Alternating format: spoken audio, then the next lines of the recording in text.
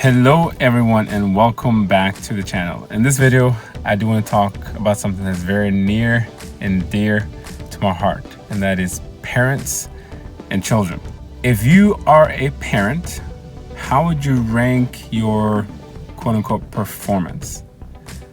Likewise, if you are the child of a parent, how would you rank the performance of your parents? When I say performance, it's just how well are they doing this thing called parenting. A quick disclaimer before we continue, I'm not an expert on parenting, and this video is simply for entertainment purposes. I believe most people would agree that the role of parents cannot be underestimated. When I first learned about what they call the formative years of children, the development of children, and especially the mind, and how impressionable the mind is during the formative years, somewhere from birth to age 10, 11, 12-ish, when the mind starts to develop more. That was such a aha wake-up moment for me. During those formative years, obviously the brain is still developing, and children are not able to really think critically yet because their prefrontal cortex is not fully developed.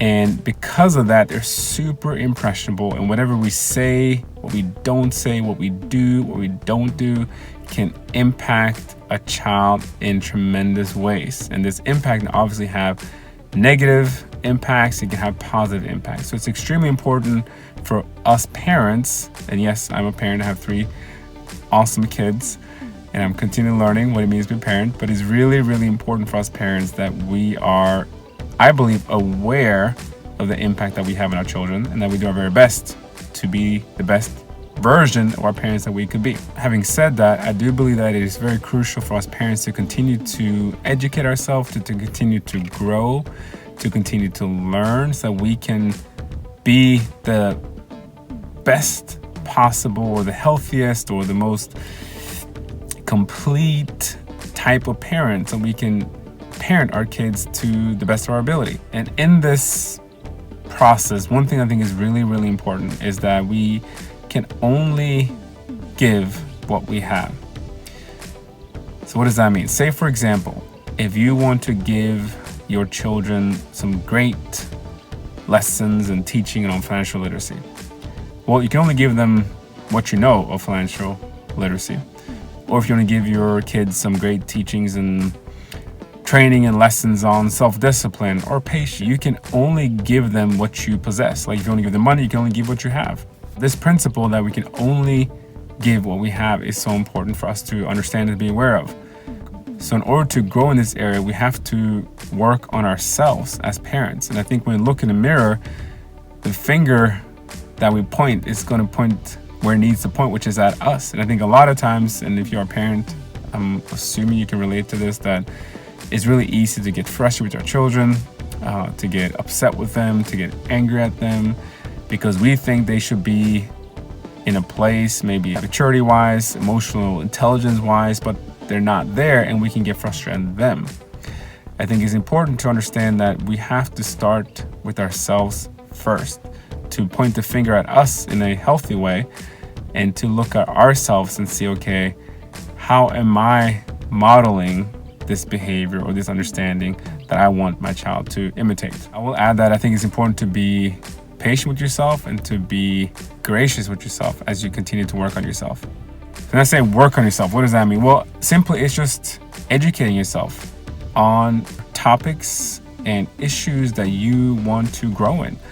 And there are so many available resources. There are books. You can go to any library and go to the section on parenting and go through books and find helpful tools. You can go online for seminars. You can go online for classes. There are online institutes. There are online YouTube videos. A lot of things are even free. And I think this is so important that you continue to work on yourself, continue to educate yourself, so you can give to your kids what they need and will help them grow into healthy individuals. Likewise for kids. So even if you're an adult, I think the same principle can help you to appreciate your parents more. And that principle is the same one, that they gave you what they had. They could only give you what they had. So they did the best with what they had. They did the best with the knowledge that they had available to them at that time. And I think when we view our parents in this way, that they simply did what they could with what they had. When we look at our parents through this lens, I really believe it helps us to not only appreciate our parents more, but to look at them with compassion and to understand that they did the best they could, and they did the best they could with what was handed down to them from their parents. And then this is where it becomes so cool, so inspiring, and so fascinating, is that concept of generational dysfunction, that all this dysfunction that sometimes gets passed on for generations with something that our parents did not give us, or maybe something that they passed on to us that wasn't the best, that we didn't want to be part of our lives and our character and our habitual patterns. But now that we're aware of that, if we have kids, we can teach them this and train them, and then they will not be given that dysfunctional gift, but rather the opposite, be giving a gift that works and that is healthy, or healthier, and then they can pass that on to their kids. And instead of having a continual generational dysfunction, now we have a continual generational functional gifts that are being passed on.